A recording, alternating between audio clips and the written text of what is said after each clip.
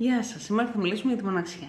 Υπάρχουν άνθρωποι οι οποίοι θέλουν και είναι μόνοι τους, διότι δεν θέλουν κάποια δέσμευση για να νιώθουν ελεύθεροι. Υπάρχουν και άλλες περιπτώσεις ανθρώπων που είναι οι συνθήκες έτσι, που δεν το επιτρέπουν να είναι με κάποιον μαζί, διότι μπορεί ο ερωτάς να είναι μονόπλευρος και δεν μπορούν να έχουν αυτόν που θέλουν ή να μην βρίσκουν τον κατάλληλο σύντροφο. Και υπάρχει και η μοναξιά που βιώνει σε μια σχέση, διότι πλέον έχει χαθεί η επικοινωνία με τον σύντροφό σου και δεν υπάρχει πλήρη ανταπόκριση. Μετά το σκέφτεσαι, το ξανασκέφτεσαι και λες είτε με αυτό ναι, είτε μόνη σου, το ίδιο και με αυτό είναι. Γι' αυτό ψάχνεις να βρεις έναν άνθρωπο που θα πορευτείς και θα περνάς καλά μαζί του.